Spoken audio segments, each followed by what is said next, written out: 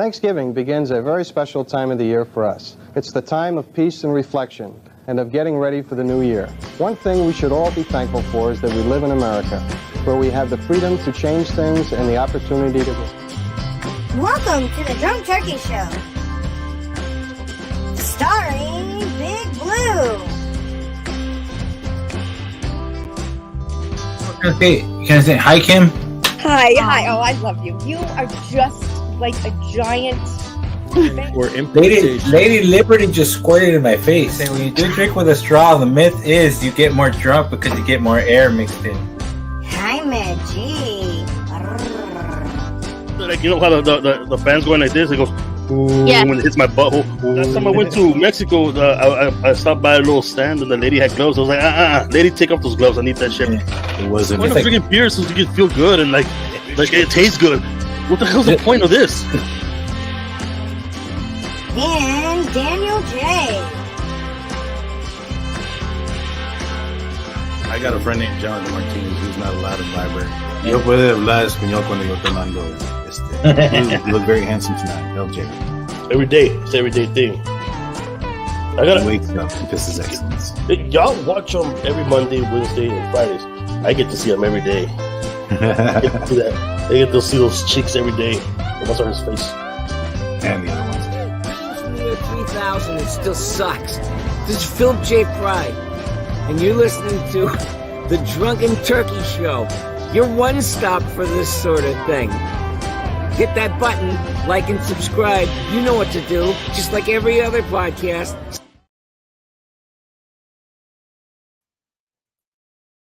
I just wanted to show everybody the new backdrop. Hope everybody's having a fantastic day. I'm Daniel. This is the Drunk Turkey Show. Big Blue, how you doing, my man? Doing good. I'm doing good. I just want to say your mic's a little low. A little low. A little low. What about now? That's better. All right, sounds good, man. Let me know if it needs to be adjusted or changed. Okay. So it's just gonna be me and. Hey, what up, B-Rock? What's going on, man? This one's gonna be just me and Blue. Unfortunately, Jaime had some kind of like weird growth on the inside of his leg. It's been described as an anomaly. So we ain't got to take a nap. He'll be back probably either on Wednesday or Friday. So how was your weekend, Big Blue? It was. I didn't do much this weekend. My aunt's still in hospice care, so I pretty much just spent it with family. Going to visit them. You know, just spend as much time we can with her while she was still able to verbally talk a little bit. She was getting to a state where she couldn't talk no more today and yesterday. So, you know, it's one of those hard things where you just gotta watch somebody pass away. You're just there I was there for my cousins, you know, just try to, you know, that way try to keep them a little bit company. No, I hear you, my man. I'm sorry y'all going through this. You know, much prayers to you and your family. And so, today we got a show you would think that we most likely would do like on a Friday night, but we're gonna give it to you guys on a Monday. We're gonna be talking a little bit of UFOs.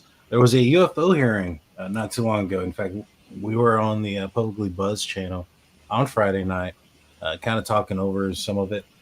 Today, what I wanted to do, or what we're going to do, is kind of go over some of the highlight points and kind of give our thoughts on some of the major points in the from the hearing there.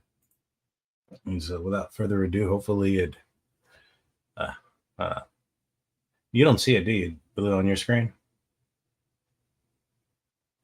You're muted. That's popping open my drink. I only see the turkey.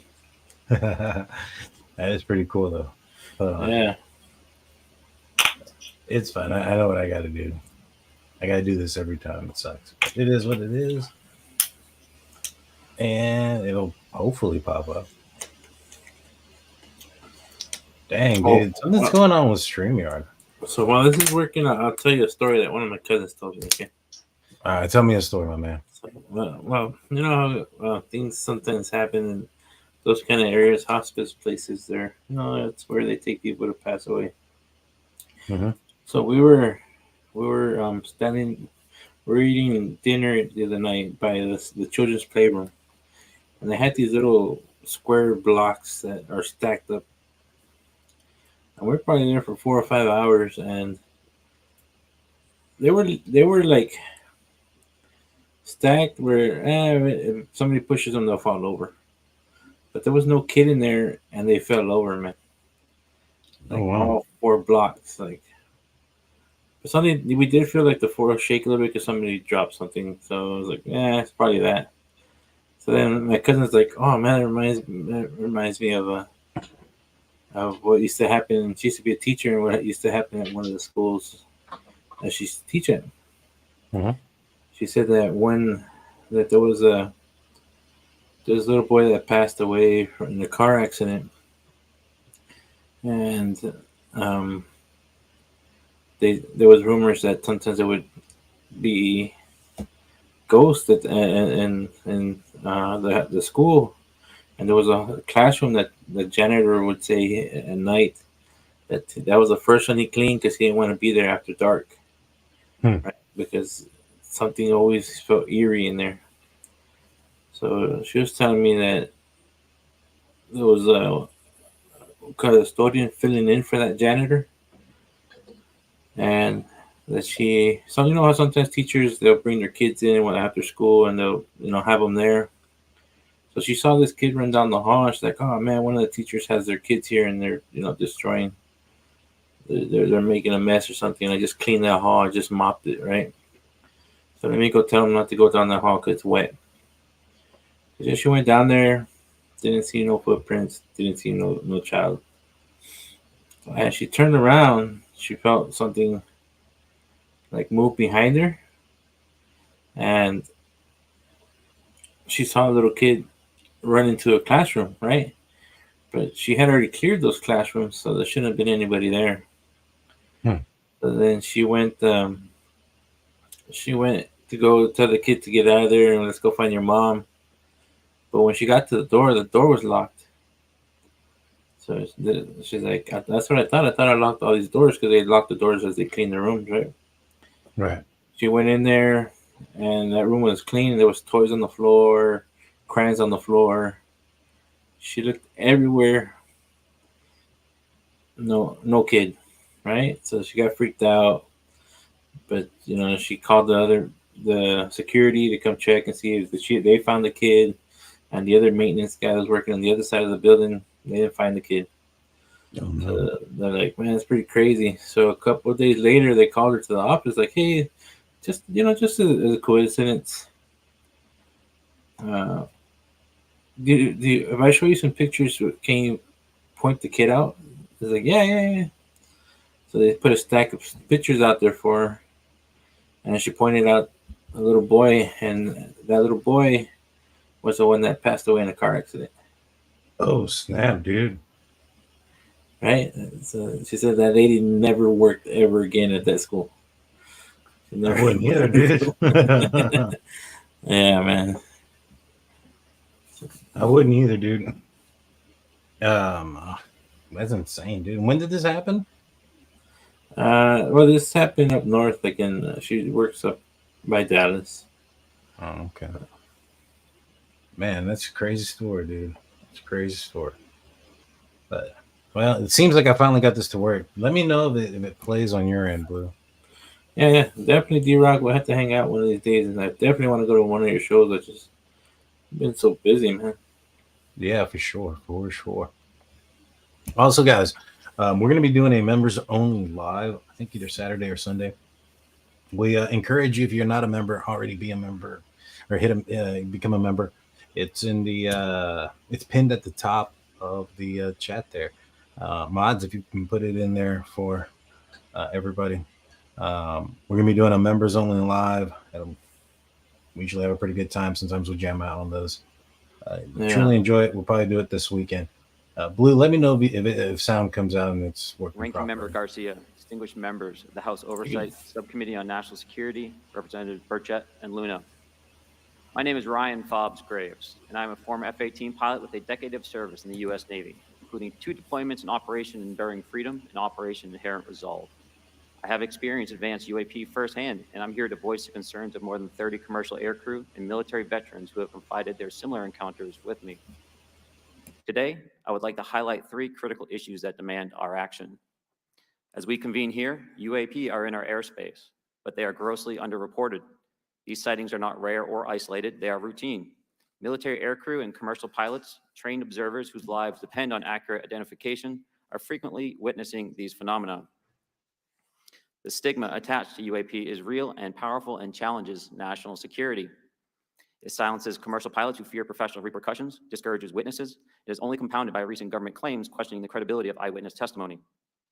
Parts of our government are aware of more about UAP than they let on, but excessive classification practices keep crucial information hidden.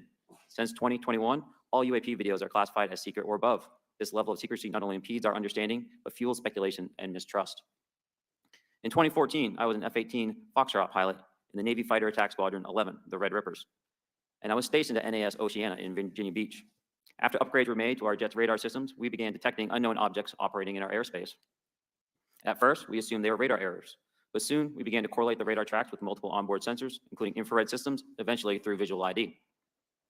During a training mission in Warning Area Whiskey 72, 10 miles off the coast of Virginia Beach, 2 F-18 Super Hornets were split by a UAP. The object, described as a dark gray or a black cube inside of a clear sphere, came within 50 feet of the lead aircraft and was estimated. A cube inside of a sphere? Is that what they described it? That sounds pretty crazy, Big Blue.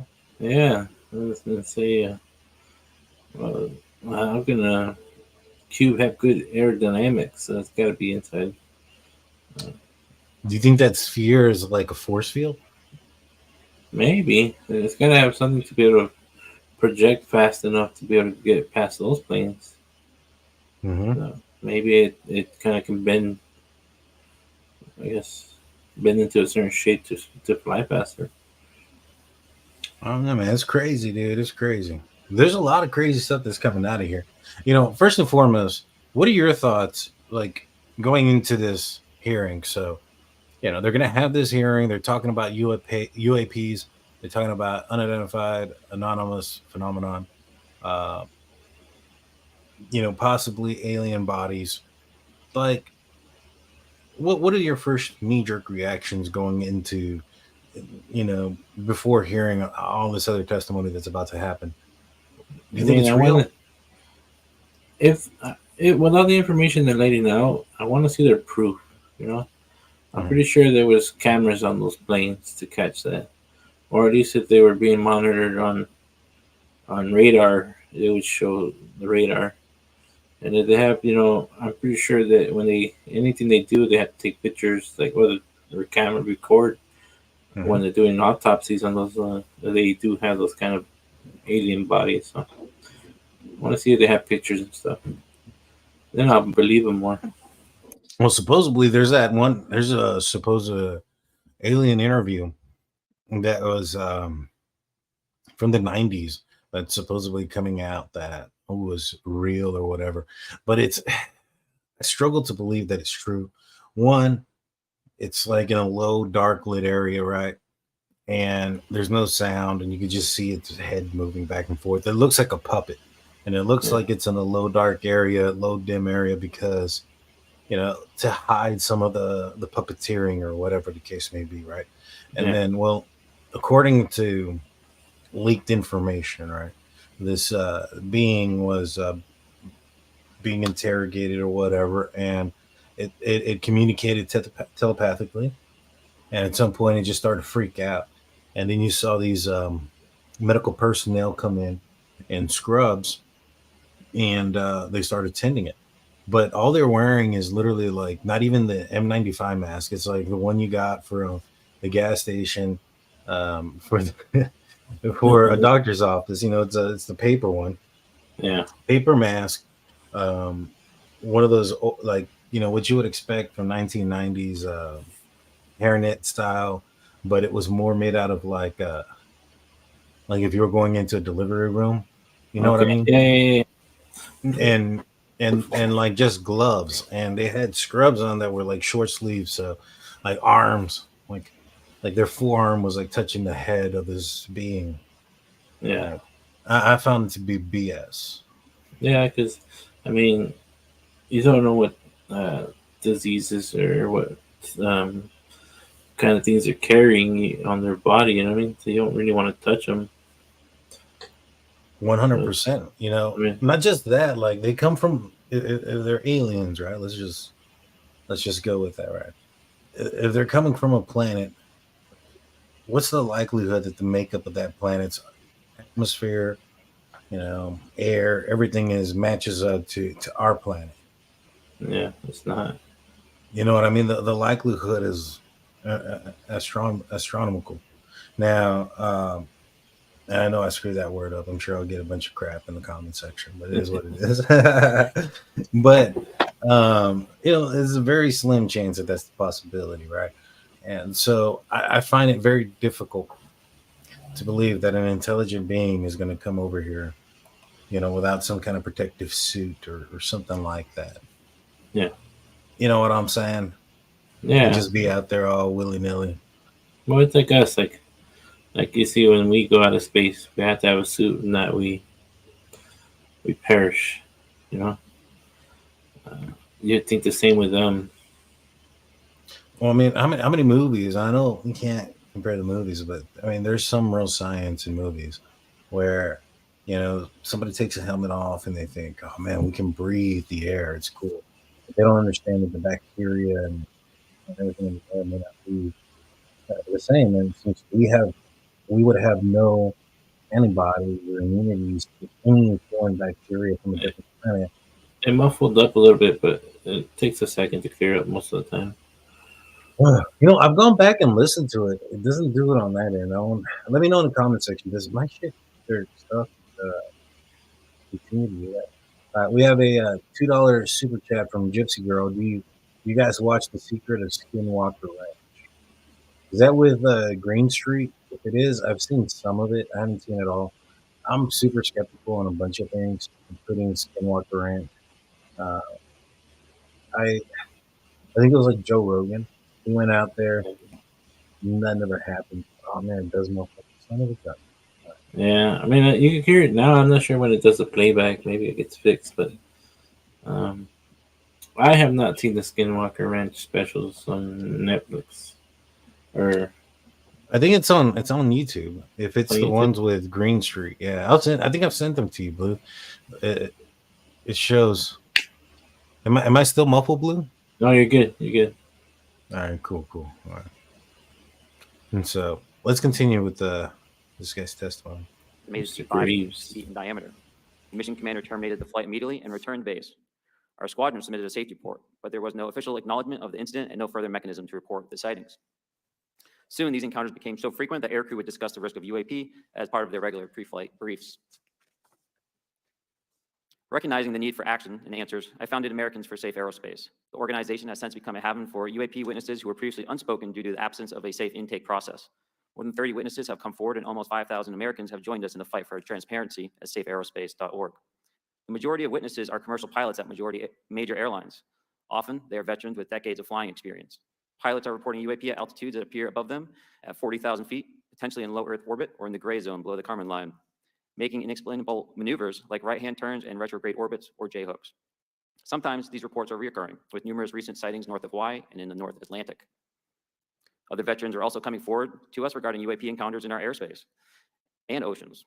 The most compelling involve observations of UAP by multiple witnesses and sensor systems. I believe these accounts are only scratching the surface, and more will share their experiences once it is safe to do so. In closing, I recognize the skepticism surrounding this topic. If everyone could see the sensor and video data I witnessed, our national conversation would change. I urge us to put aside stigma and address the security and safety issue this topic represents. If UAP are foreign drones, it is an urgent national security problem. If it is something else, it is an issue for science. In either case, unidentified objects are concerned for flight safety. The American people deserve to know what is happening in our skies. It is long overdue. All right, we've got a question for you, my man. So if, let's just say this is real, what are some reasons that you would speculate as to why the government would want to hide this information from us, the American people? I want to say because they, as a society with the American people, we're really sheltered. And I think it put some people in a panic, and they don't want people to be put in a panic. I mean,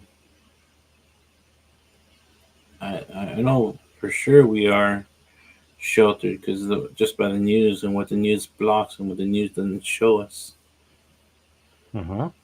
You know, like I said, I've talked to a really high producer in one of the news stations, and I was telling them, hey man, something really big happened in Mexico a couple of weeks ago, and I didn't see it on any of y'all's networks. They told me, oh, we got the video, but we were not allowed to show it by the whatever regulation that we get that regulates the TVs and what the American public can see, because they don't think that we can handle it, and a lot of them don't want to get fined, so they don't show a lot of the videos. You know. So for me, I think there's more to it, man. If it's real, let's just say it is real. I think like you have some people in very high places who don't want to lose control over certain things. Right, like the oil industry being one. Right, so the electric companies, right, the electric grid. Let's just say that there was energy. I think there's this big, like Nikola Tesla had often come out about um, referencing about free energy, right, and being able to pull power from the air and things of that nature. And there's been some talk about how that could be possibly possible, right? Let's just say that there is that possibility. There is that power that can be done like that. And if Bob Lazar is true, or what he's saying is accurate, he described, things that didn't make any sense when it came to the laws of thermodynamic rules, right? Where it came like for instance, the heat and that the craft would produce power, conduct power, but would not produce heat, which was impossible, right?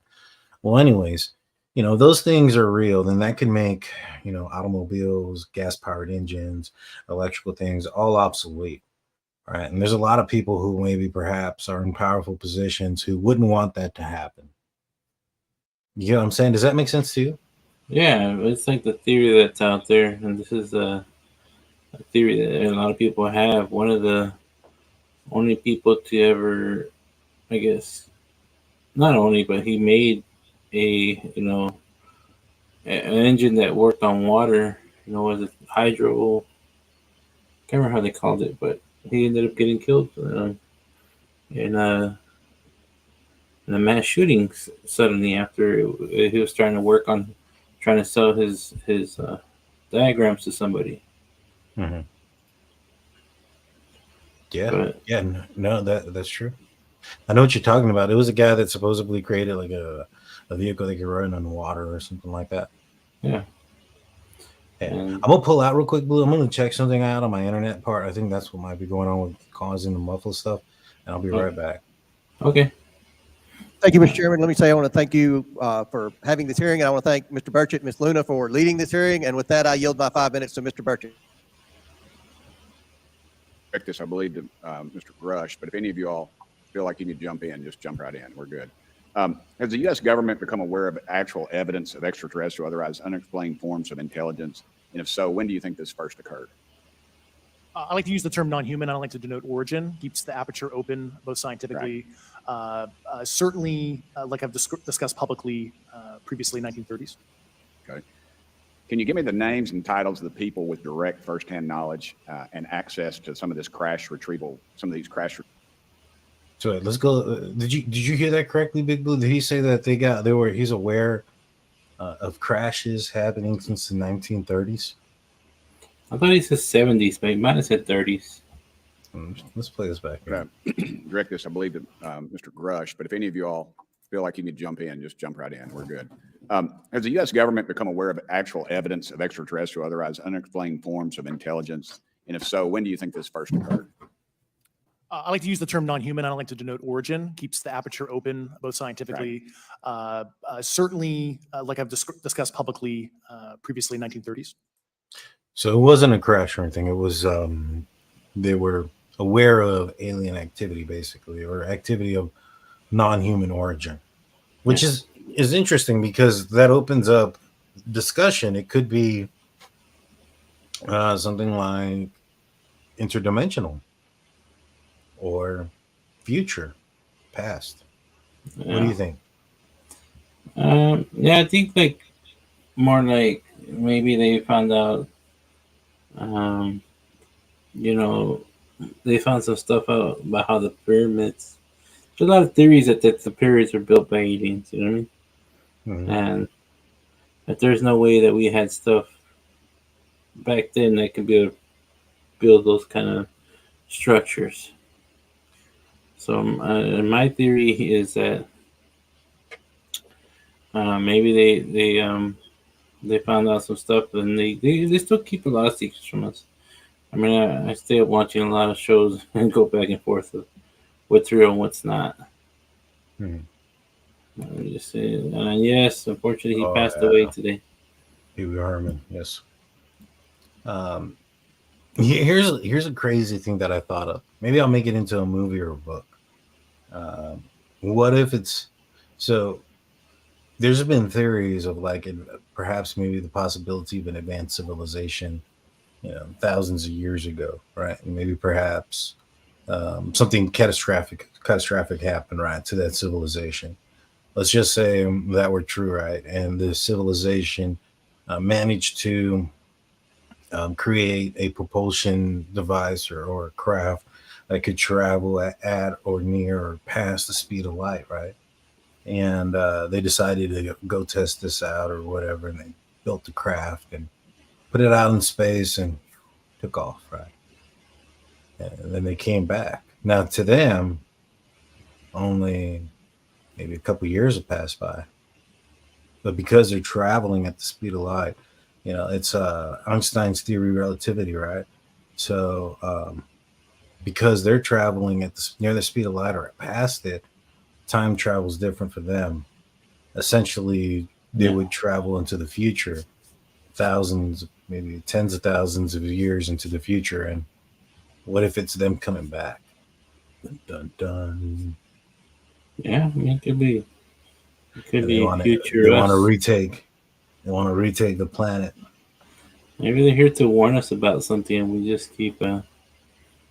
They just keep missing the landing and destroying their vehicles.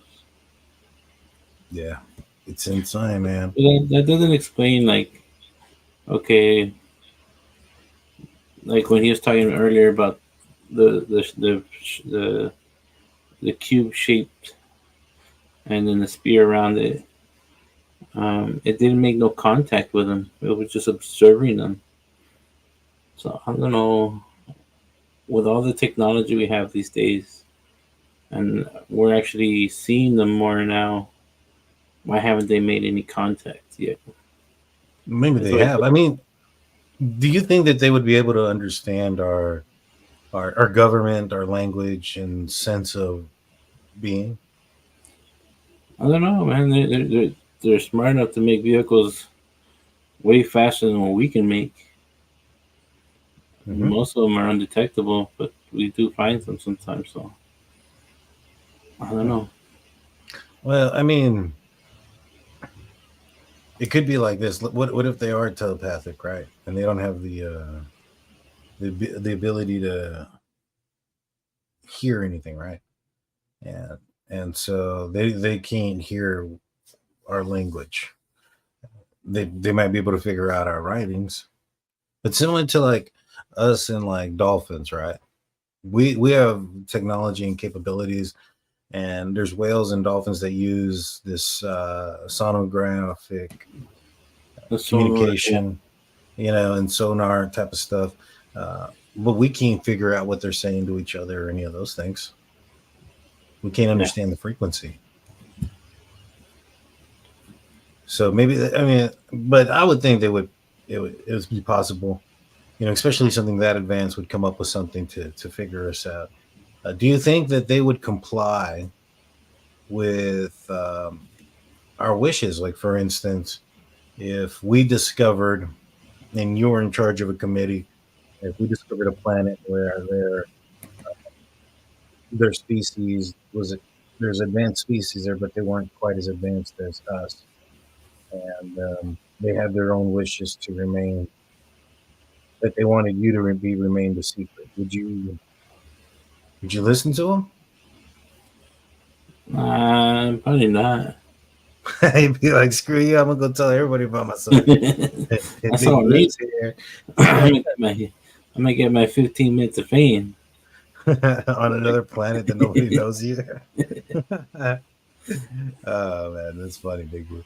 So, but like seriously, like if you were on a committee and you got word that this civilization's like, all right, we'll do business with you, we'll work with you. We want to, have some sort of communication and friendly contact, but we want to remain. We want you guys to be a secret to the public.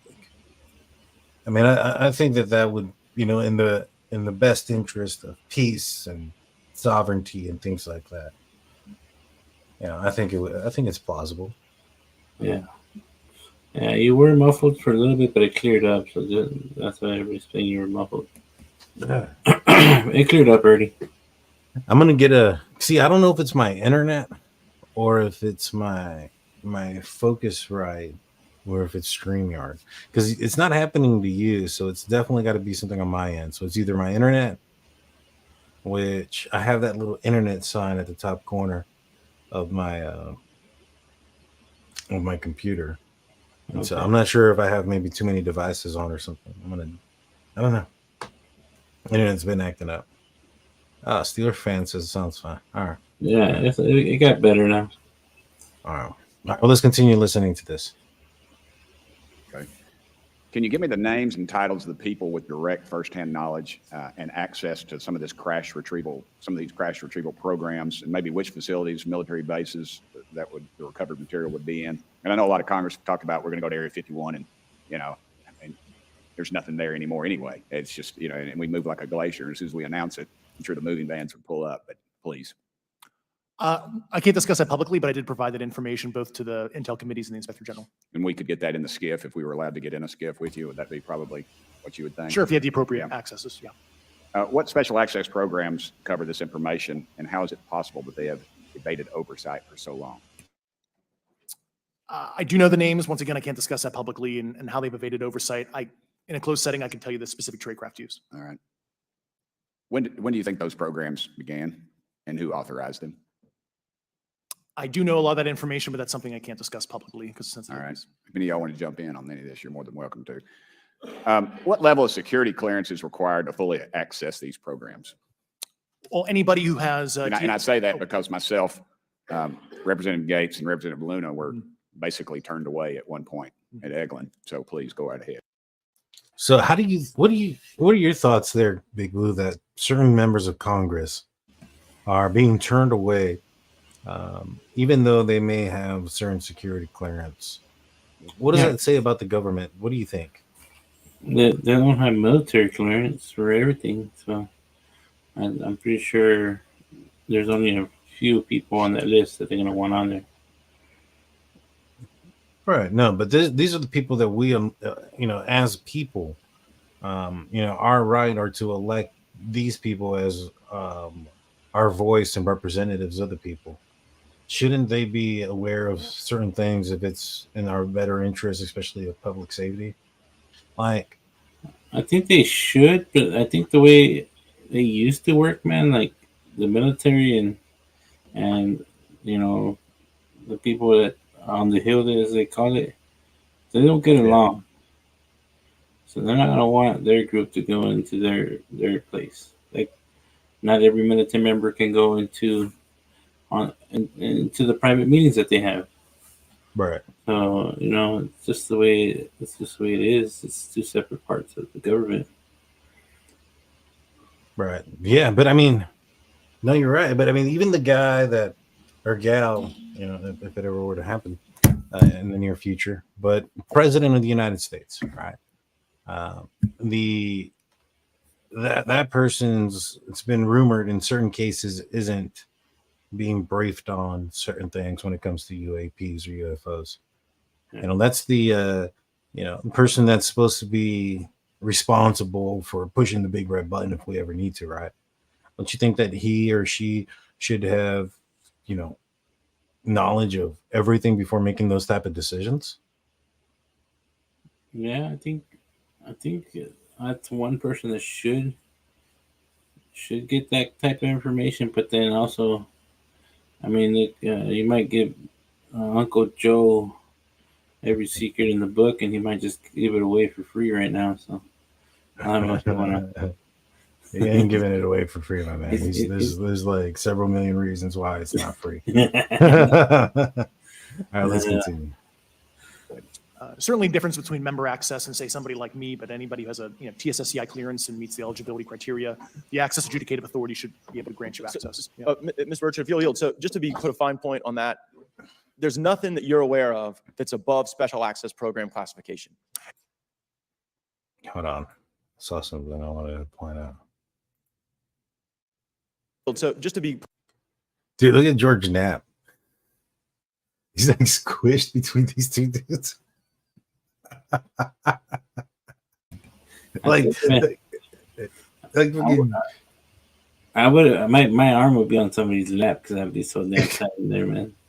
Look at Jeremy Corbell can easily at least kind of close his legs a little bit or something, or scoot a little bit over to the side. Yeah. But no, he's like staring down deep into whoever's talking, right? He's like, I'm making a movie about you, right? Oh man, this is hilarious. And so you have George Knapp, who looks very uncomfortable right here, dude. I mean, I got a that's funny. I got a bad back, dude. I'll be honest with you. I don't think I could sit like this for very long. I think this hearing was like 2 hours, which we're not going to go over all 2 hours of, by the way. But yeah, that's George Knapp. All right, let's continue. I just wanted to point this.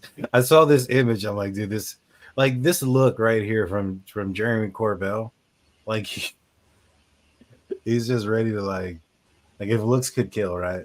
All right, you should cut it out and make a meme, man. You'll make a badass meme with it.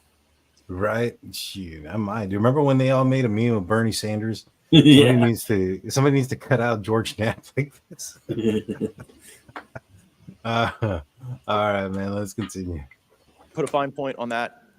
There's nothing that you're aware of that's above special access program classification. It's a misnomer that there's anything actually above top secret. Executive Order 13526 delineates classification levels. Right. But I draw a point on that because we can have access to those programs. And so the notion that we're not being given that access sort of defies our typical muscle memory here in Congress. Thank you, Mr. Burchett. I'll yield back to you. Thank you, Mr. Gates. Along those lines, Title 10, you may not know this or not, but Title 10 and Title 50 authorization, they seem to say they're inefficient. So who gets to decide this, in your opinion, in the past? It's a group of career senior executive officials. Okay. Are they government officials? Both in and out. Do what? Both in and out of government, and that's about as far as I go there. Yeah. All right. Well, that leads to my next question. Which private corporations are directly involved in this program? How much taxpayer money has been invested in these programs, to your knowledge? I mean, we know we audit the Pentagon every year, and I've been here 5 years, and they failed the dadgum thing every year. They lose over $1 billion a year, we think, and I was told the Department of Defense maybe 60% of their assets are unaccounted for, whatever the heck that means. In the public sector, you go to jail for that kind of crap. So tell me. Yeah, I know when I'm a dollar off of my DTS travel voucher, I get hammered, but it seems like it doesn't work the other way. If you sell over $600 worth of stuff on eBay now, you get a call from the IRS. So please, what corporations? Yeah, I don't know the specific metrics towards the end of your question. The specific corporations I did provide to the committees in specific divisions, and I spent 11 and a half hours with both Intel committees. So. Okay, has there been an active U.S. government disinformation campaign to deny the existence of unidentified aerial phenomena? And if so, why? I can't go beyond what I've already espoused publicly about that.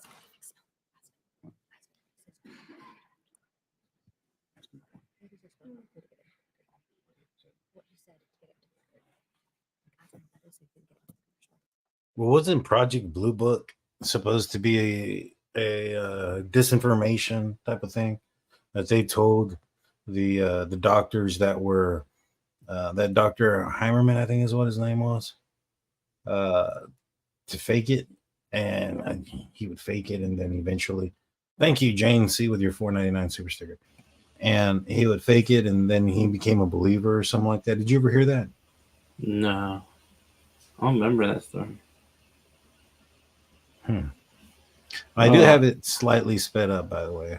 I was gonna say, yeah, we have it sped up so it won't be taking forever. Yeah, we don't want to sit here forever, but you know, we got the subtitles for everybody. But I think this one's the end of that one. Let's see what was said to your favorite congresswoman, or from your favorite congresswoman, Big Blue. Chairman, and thank you to our witnesses for coming here today. I do concur with the ranking member as well as several other members here on this committee that this is a committee for whistleblowers and for the protection of whistleblowers as well. So we understand what you're putting on the table here and what you're putting on the line here, and we thank you for that. Mr. Grush, you sat on the Unidentified Anomalous Phenomenon Task Force created in the 2020 NDA. I'm afraid to speed her up because that might be too fast. I'm gonna leave her at normal speed. Yeah, I'm gonna leave.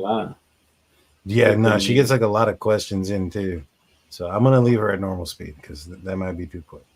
Correct. Yes. There have been some things that have been mentioned here during this hearing that I wanted to pick up on. Mr. Graves, you mentioned specifically during the answers to one of your questions, you named Boeing contractors being engaged in an incident regarding this red cube about a football field wide. I was wondering if... Ooh, a red cube, a football field wide. Yeah. Like, all right, let's put some context behind this real quick, Big Blue. Do you think that is carrying a lot of occupants, or is it carrying a few occupants that are fairly large? What if it's yeah, I would say it's probably carrying a lot more than just one person. But I was gonna make a joke, but I'll just keep my opinions to myself. Big Blue.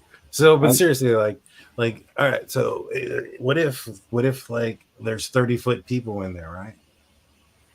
Then it's what if it was a woman alien and she just couldn't decide on what gown she wanted to bring to Earth?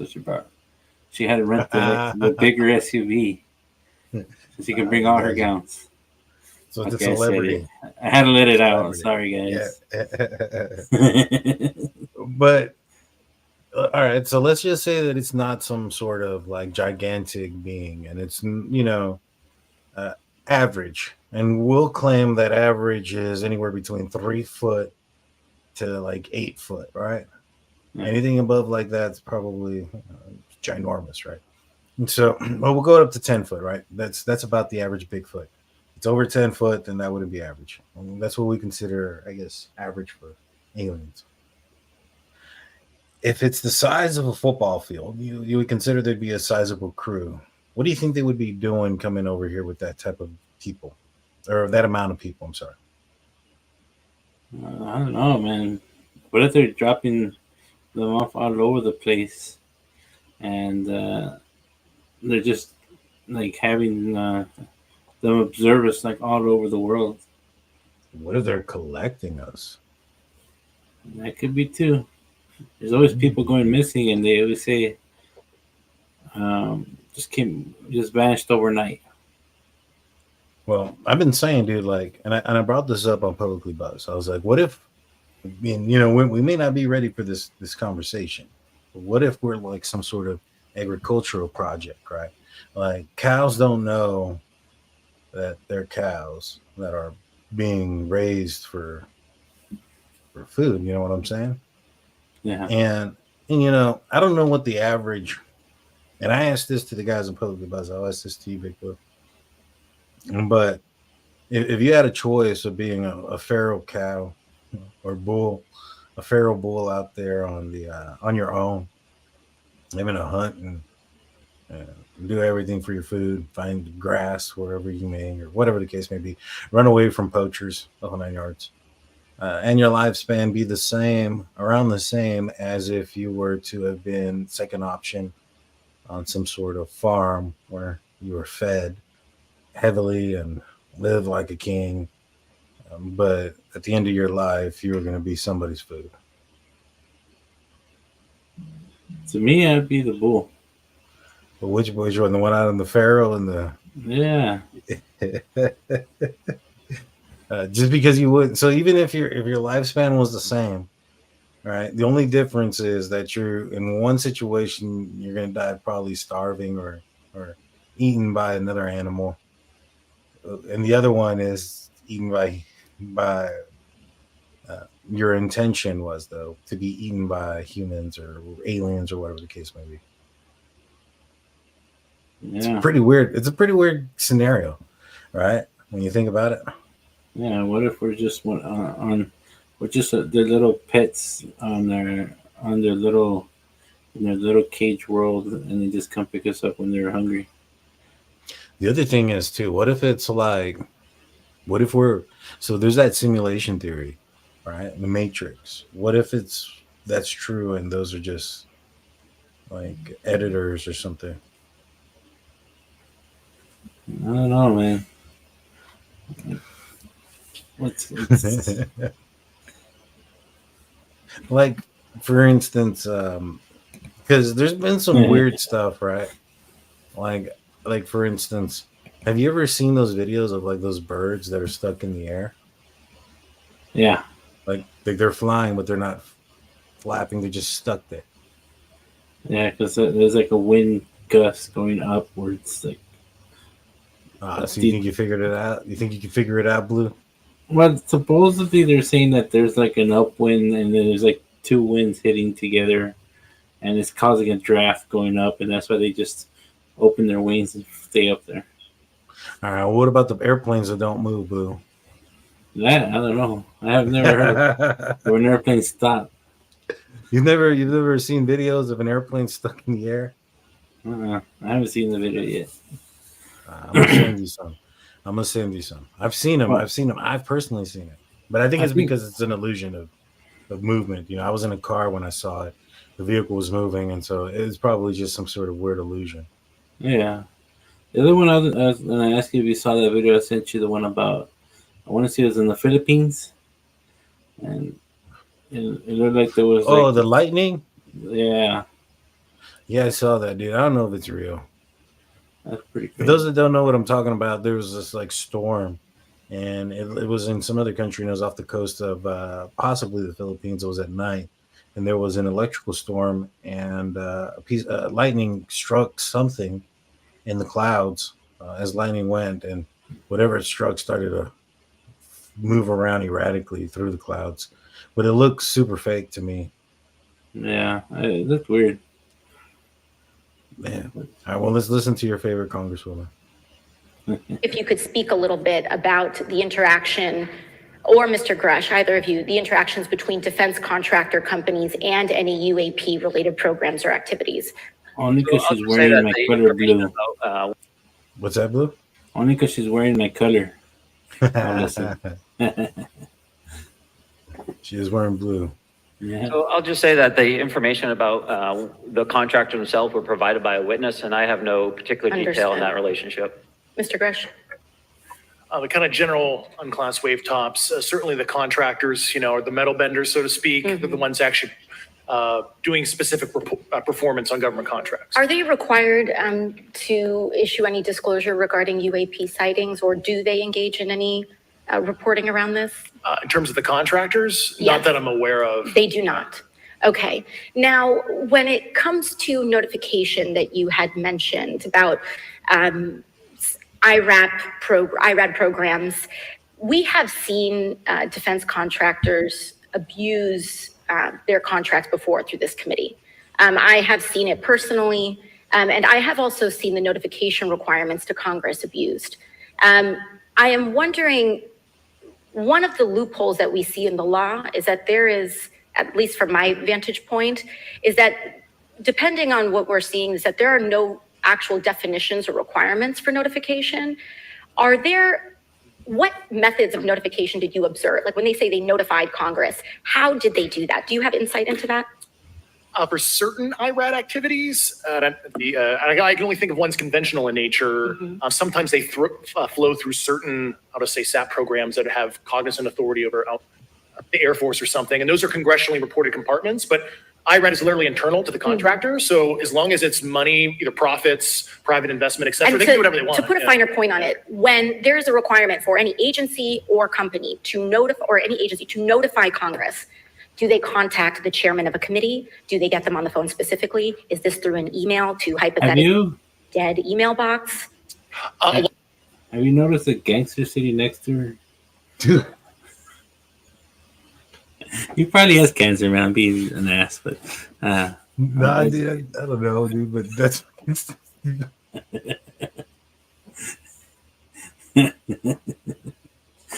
fucking blue. I mean, and a bandana, it just threw me off. Like, why is this guy wearing a black bandana? You know, like. Yeah, I think that's a blue bandana, my man. Blue? It's more darker in her dress. I thought it was black. The crypt. It's a crypt in Congress. It's because they're going to talk about the Tupac case after this. Oh, Blue, you're freaking hilarious, man. Did you notice the games? I tell you, man, they're just thugs up there. All they want is our money. They are thugs, man. That's when you know that Congress is thugs. I mean, that is a bandana, dude. Yeah. Oh man, that's probably for some reason, dude. They weren't making fun of it. That's what I'm saying. He probably has cancer or something. No, I don't think he has that, man. I don't think maybe he's keeping his bald head warm or something. His bald head is cold or something. I don't know why they're making fun. Yeah, like somebody says he has cancer. I think they say, well, why not wear a comb over like I do when my hair gets long? You know, not a bandana. You're crazy, man.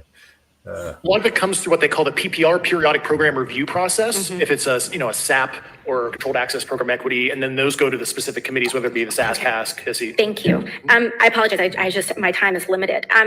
Mr. Graves, one of your main concerns is that the FAA currently does not have an official process to receive reports of UAP from pilots or others, correct? Correct. And in your experience, what data should the Aero program prioritize for potential collection? We have, location, date, time, but are there other specific characteristics that should be included in these reports? Certainly. I think that there's two categories that would be important. One would be kinematics and understanding the specifics of how the vehicle or objects are moving. And the second would be a more zoomed out approach of being able to look at origin and destination before the incident, as well as getting a better contextual understanding of how these objects are interacting with each other. Thank you. Now, because I only have a minute left, I apologize, we only have 5 minutes today, but for the record, if you were me, where would you look? Titles, programs, departments, regions, if you could just name anything. And I put that as an open question to the three of you. I'd be happy to give you that in a closed environment. I can tell you specifically. Thank you. Commander Fravor? I would say, and I've told people that you have to know where to look. They're not going to divulge it to you because of the classification levels. But if you know where to look and who to talk to, which is exactly where Mr. Grush can point you, then you have them. Okay. Mr. Graves? I was an operator, so I was depending on folks like Mr. Grush to do that homework. Okay. Thank you very much. I yield back to the chair. So what do you think about her statements, Big Blue? Well, first of all, I do apologize for making fun of the guy for having cancer, but that's what I figured. It's either cancer or he's just bald and wanted to keep his bald, head warm. But that guy's bald and doesn't have anything on his head, so that's why it's weird to me. But I don't know, man. It's the original. I thought it was pretty interesting. She talked a lot about like where some of these things can be found. Some of the conversations that have been put out there is that, you just need to know how and what to look for and have certain security clearance, and it's possible. Don't you think that if that were true, that, some of these like FOIA, guys and gals that go out there and pull Freedom of Information Act type of stuff would have found a lot of this? Well, I think a lot of it's not going to be in servers. A lot of it's not going to be in the computer system written down or anything. It's going to be like locked up, maybe in some private servers, or just locked up in some secret base somewhere that we don't know. I mean, you know that there's so many like private government buildings all over the United States. The building next to you, you might think, oh, it's an abandoned building, but somebody always goes in through the other side, and there's always cars parked. They must use it as a warehouse, and it could be a CIA building. Because that happens, man. Like I know for sure. Like there's one building where I used to work at. I always thought, man, that looks like it's weird that it has those kind of pop up pillars that if you ran the gate it would pop up, and every window's got a bar, like thick bars on every window. And then it's like it's got to be like a. There's no sign of what it is. It doesn't say what if it's a private company. Everybody has their stuff on there. And then when they were doing a special report on things, it came out that it was an FBI building. So there's a lot of buildings out there. And then I remember one of my buddies told me at one of the other places, it's like, yeah, we see a lot of government vehicles because you could tell a government vehicle between all the other ones. He's like, oh yeah, I used to work there. He used to know how to speak Arabic, and he used to go there for the CIA and do translations. Gotcha. Man. And it was just a regular building in the shopping center. You wouldn't even be able to tell. So you don't think that there's like a paper trail out there electronically? Not electronically, because unless they went back and backlogged everything, which they probably would, because a lot of that stuff was there before computers that they found. Right. Yeah, well, they're going back to the 30s for sure. Yeah, for sure. So let's listen to. Let me see how many more of these I got. I got this one. 1, 2, 3, 3 more. All right, let's do this. Thank you, Mr. Chairman, and good morning to our witnesses who are testifying today. I want to thank each of you for being here to discuss a topic of grave importance to our national security. Earlier this year, a Chinese spy balloon was shot down off the coast of my home state of South Carolina. Since the Roswell incident in 1947, many Americans have wondered about the dangers of unknown objects crisscrossing our skies. Whether these are UAPs or weather phenomena, advanced technology from American allied or enemy forces, or something more out of this world. So my first question, I have several questions, and if we can just be quick on these first two, I'm going to ask each of you the same question, and then I'll get to each of you individually. The first one, when you reported your experiences with a UAP, did any of you face any repercussions with your superiors, yes or no? No. No. I've actually never seen anything personally, believe it or not. So this dude who's bringing up all this information and stuff has never seen anything. Look at George Knapp again. They should cut him out and put him waiting next to the bench with Forrest Gump, bro, on the bench waiting for the bus. That'd be hilarious, man. Look at Dr. Evil next to him, was looking at him like, what are you doing, dude? That's Xavier X right there next to him. Oh my god, man! Like there's nobody there. He can just scoot over a little bit. All right, so he's never seen anything, right? Never seen or heard anything. All right. And then do you believe there's an active disinformation campaign within our government to deny existence of UAPs? Yes or no? I don't have an answer to that. As previously stated publicly, yes. I think previously with like Project Blue Book, yes, but currently I don't speak for the United States government. Okay, thank you. I have a few questions for Mr. Graves. What percentage of UAP sightings in your belief go unreported by our pilots? This is an approximation based off of my personal experience speaking with a number of pilots, but I would estimate we're somewhere near 5% reporting perhaps. So like 95% basically don't report seeing UAPs. That's just my personal estimate. Wouldn't that mean there's like a crap ton of shit in our skies that we're not that are being seen but not reported, right? Yeah. I mean, like I said, there was that one sphere I saw a long time ago. I recorded a little bit of it, but I couldn't find the video. It was on my other phone. No, I get it, man. I mean, I've seen some weird shit too, but like, you know, if this is some sort of alien beings or whatever, right, from a different planet, don't you think that there would be, you know, and they're coming at this, you know, this often, and by in the quantities that we're assuming based on the size of their crafts, don't you think that it'd be public information by now? I think it's starting to happen more with all the, you know, everybody recording, cameras everywhere. We're starting to capture more than what they let out. So I'm pretty sure now that's why they're releasing everything, because it's like they can't hide it no more. Yeah, maybe. Before somebody would see something, they would tell the local newspaper, and then somebody come down and shut it down and say, "Oh no, it's fake. It was this and that." But now it's like, "Oh, we have 100 videos of the same thing throughout the sky. We can't shut everybody down." They can't control TikTok, no, you know, because it was owned by the Chinese, right? Chinese said they can't stop those videos from going everywhere. Yeah, the government don't want it out because they can't control it. Can't control the narrative. Yeah. Let's continue. In the incident off Virginia Beach, do you believe the Navy took the danger to your aircraft seriously after it was reported? Absolutely. A few questions for Mr. Favor. As an expert naval aviator, have you ever seen an object that looked and moved like the Tic Tac UAP? No. Did the Tic Tac UAP move in such a way that defied the laws of physics? The way we understand them, yes. Many dismiss. But he's not I don't think he's a physics guy. He's not a physics person or scientist. He's a pilot. Yeah. So how, I don't understand that question. I'll be honest with you. I mean, that's like me asking you, Blue, like, you know, about an open heart surgery.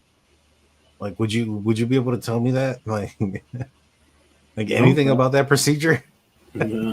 All I know is you get hooked up to an IV and you go night, and then you wake up. Hopefully. That's all I know. Yeah, exactly. So it's we need to get JLR on this. You know, for me, it's just like, you know, you're asking a pilot about physics. I don't know. I mean, I guess, you know, a pilot would know some sort of means of propulsion and understand, you know, based on their experience of aircraft mechanics and aircraft that they've seen, you know, being operated in, you know, in real life in the air, that maybe perhaps, you know, his testimony is there. But I would like to see an actual person, a scientist, come out. Well, what if it's like this? What if the ships that we saw, the big one that was the size of a football field, what if it eventually is going to be a transporter ship, and they were just testing to see if it would enter the atmosphere, right? What if they're going to resettle? And this statement would make sense. You know, alien driving through our neighborhood, they lock their doors because their planet's going to die, and they need to find a place to resettle. Maybe there won't be a war, but maybe they just eventually say, "Hey, we're parking our stuff here, and we need some place to stay." All right. Well, how many do you think would come? Because you can't remove an entire planet. No, I don't know. You know, just the select few, and you would know that the ones that are coming are the billionaire assholes. It's not the neighborhood people that, you know, the normal, you know, everyday person that's coming on these planes or on these crafts. Maybe the first ones that came through were like the Titan X expedition owners, you know. Maybe, man, maybe. But I think it's more going to be like, it's going to be fucking music moguls and shit like that from a different planet. Like, you know, Planet X's version of Beyonce and Jay-Z or something. You know what I'm saying? It's going to be the Kim Kardashians of the world. You know, or the galaxy. All right, so let's continue. So it defied the laws of physics, and this non-physics scientist is explaining it. The way we understand them, yes. Many dismiss UAP reports as classified weapons testing by our own government, but in your experience as a pilot, does our government typically test advanced weapon systems right next to multi-million-dollar jets without informing our pilots? No, we have test ranges for that. But if you wanted to get an understanding of your full capability in a situation, right, you're going to do things in a couple of controlled scenarios. Like for instance, in Fravor's scenario, it was a training exercise, and I believe it was off the East Coast near Skunk Works, Lockheed Martin, where they are. Lockheed Martin is basically an aerospace experimental engineer place. They do weapons and aircrafts and whole nine yards, right? To our knowledge, they work, you know, they work, they're basically one of the contractors for the government under top secret stuff.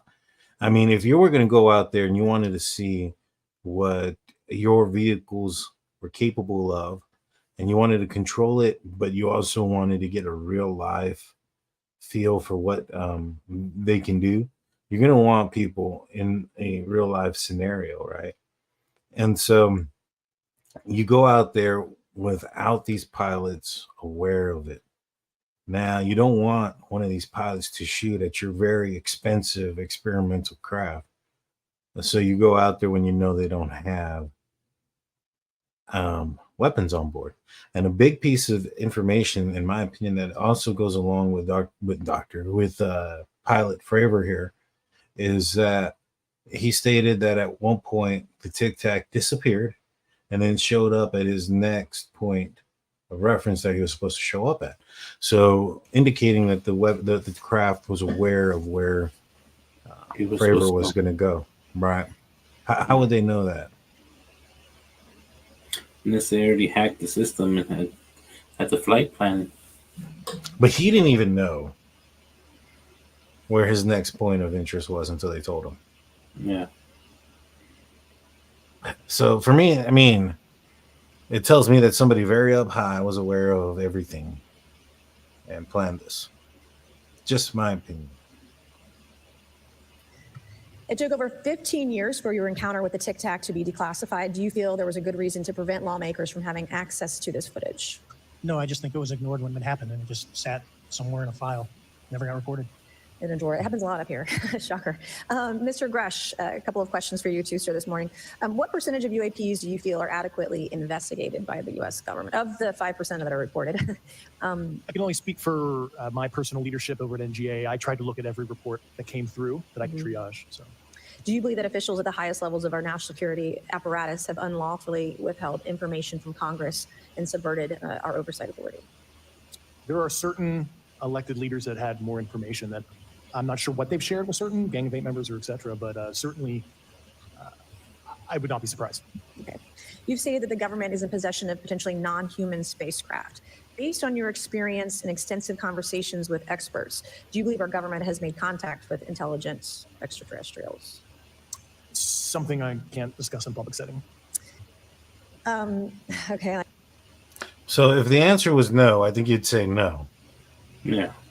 Right. So let's run that back a little bit. I want to hear the question again. Do you believe our government has made contact with intelligent extraterrestrials? Now, what is determined contact? Is a conversation contact, or is merely like a wave back considered contact? What do you think, Big Blue? I think it to her it might be like a conversation, like we sent them a message. Right, right. So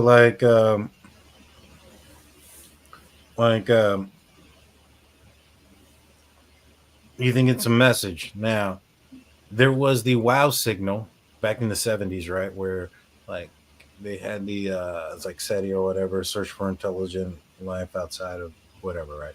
And they had those big old satellites pointed out into space, and they had a signal that appeared to be of extraterrestrial origin. Would that be considered contact? I don't know, maybe. If we received a signal from another galaxy, even though we didn't understand it, it may not even have been meant for us.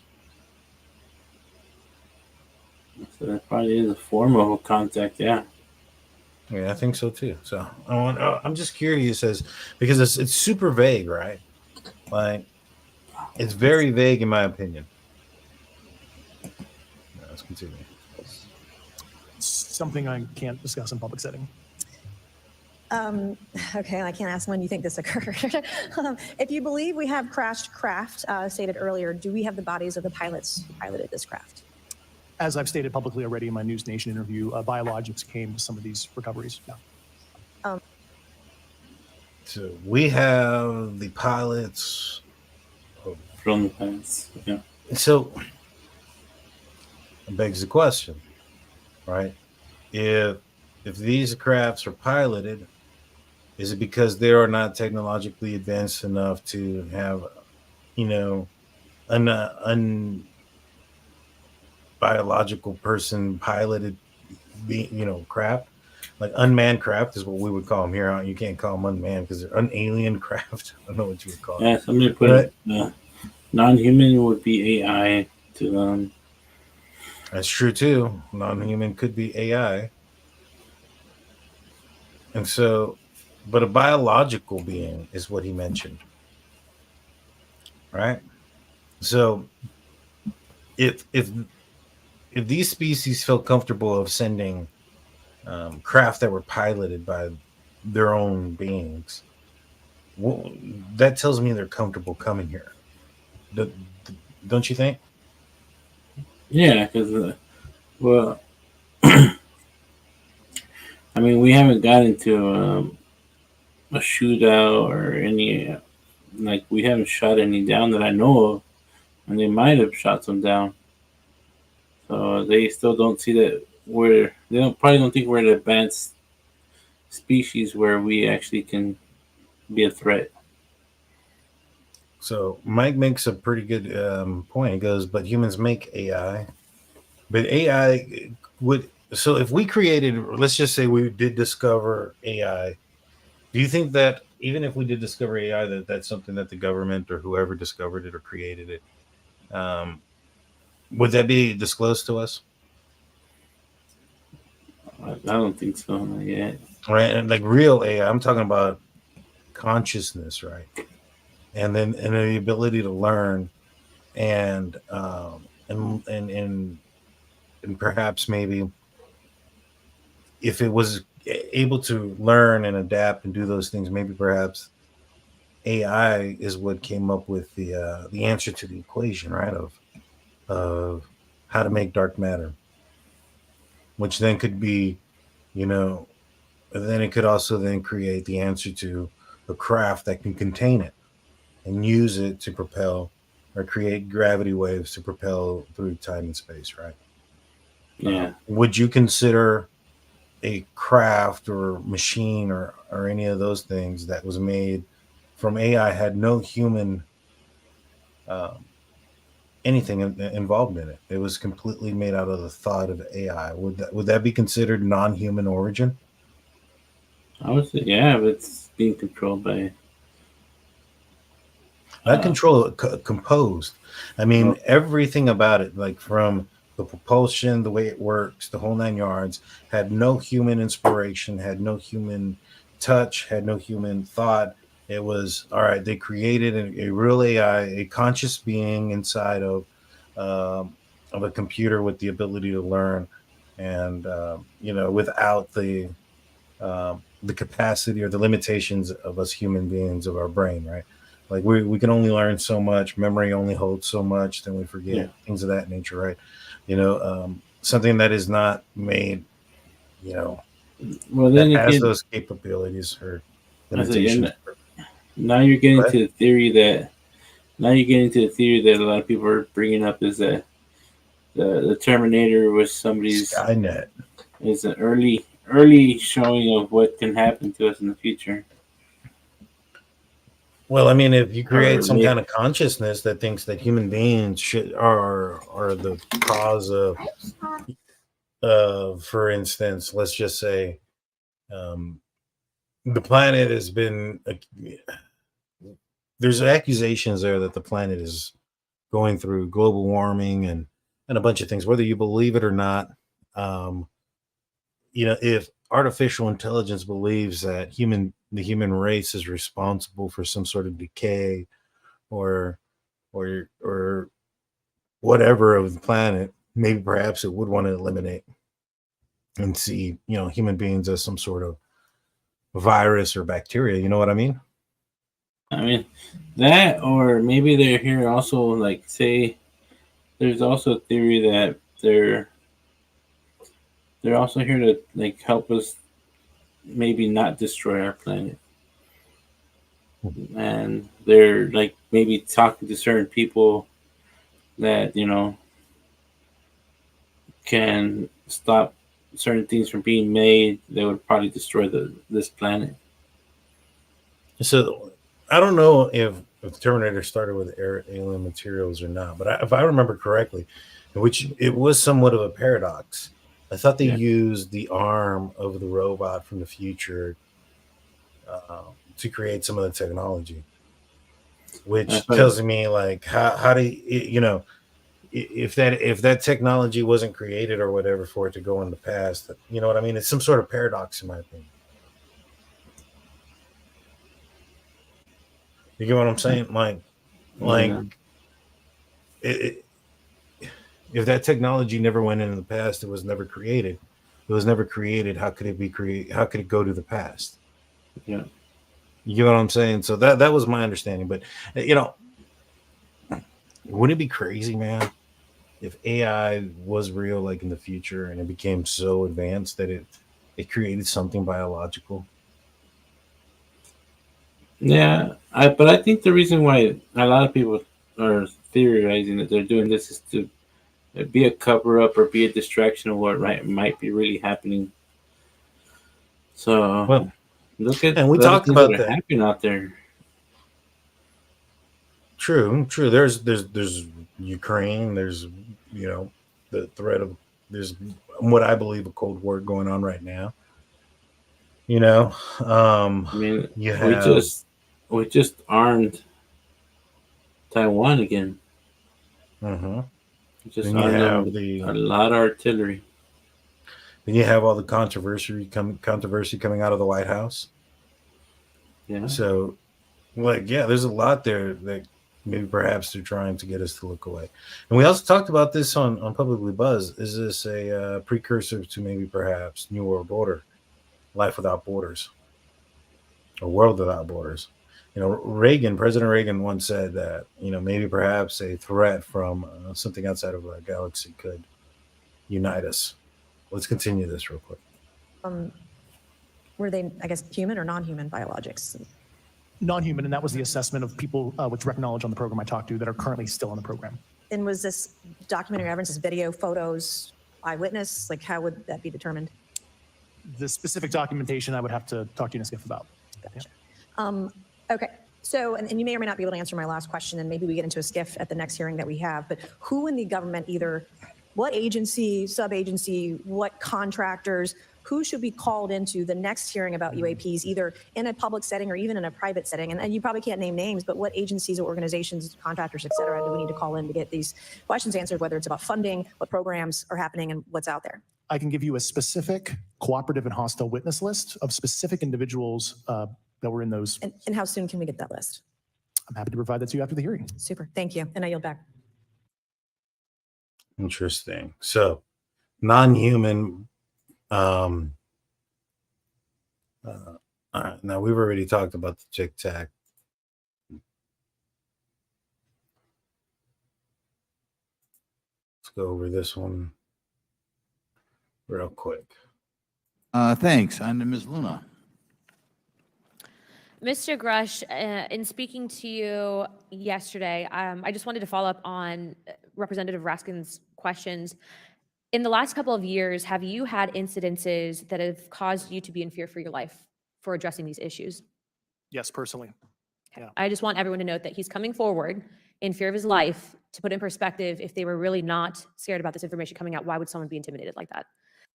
All right. So I do want to emphasize this. I want to ask you this, Blue. In fact, we're probably going to call it a show since we're over the hour range and you got to go to work. Grush, life threatened, career threatened. Fravor, no, nothing. The other guy, nothing. Do you find that weird, Big Blue? Yeah, I mean, you would think all three of them would be like, oh man, our careers were destroyed. We can't find work no more. Nobody wants to to like hire us, because if they can't keep those secrets, how are they going to keep their company secrets that they work for? So. Yeah, exactly, dude. I mean, that's exactly where I was thinking at and going with it. It's just like, you know, he hasn't seen anything personally himself. He's only spoken to other people that have. Supposedly there was 6 whistleblowers, only 3 came forward. Apparently, the claim is that some got scared from the hearing and they didn't want to come forward anymore. Things like that. So, yeah, you know, there's that possibility. I want to remind everybody. So on Wednesday, we're going to get back into the coworker conversation. We're going to have Dr. J, aka O Wells, off of TikTok, on the show. She is a licensed and board certified medical internist. I think I said that right. Big Blue, you know what that is, right? Yeah. What is that? Well, they do want to. They treat more like, I want to say, elderly patients who have more severe illnesses, that chronic illnesses, I would say they would call it. Mm-hmm. I was sending you a text, so we forgot to mention the sponsor. Which one? Data. Oh yeah, Data Seal. If you guys are concerned about your privacy, whether it's your personal name information like your name, phone number, address, phone number on the interweb, your religious preference, your voting preference, check out Data Seal. They have an excellent team that goes out there and scrubs all that information off the interwebs. Protect yourself from, stalkers or people that are trying to dox you. Get a 5% discount with the link in the description on the replay. It's in the comment section. And so, yeah, we're gonna have O Wells on, aka Dr. J. She's had some interesting things to say about the coroner and things like that, and referencing some of the things the coroner had stated early on. We're gonna get her medical professional opinion on some of the things that the coroner had stated early on, and whatnot. So that's gonna be on Wednesday. And we have another guest that we're working on coming on Friday. So you don't want to miss it. Hit that like button, hit that subscribe button. And so, Blue, you got any final words? No, man, everybody just take care tonight. Drive safe out there. Like I said earlier, just keep, all your family and just your thoughts. You'll have fun tonight. 100%. Keep your eyes open. Keep them peeled to the sky. If you guys see anything and you guys film it, send it to our email, drunkturkeyshow@gmail.com. We'll air it. We'll put it out there. We'd love to get you guys' opinion and feedback. Don't forget, this weekend, we're also going to do a members only live. That will be only a conversation between us and our members. So we highly encourage you to hit that member link. If you want to help promote, donate to the show or promote the show, please do so by Cash App or whatever. We also have I'm gonna finish it like this with our raffle on the quilt.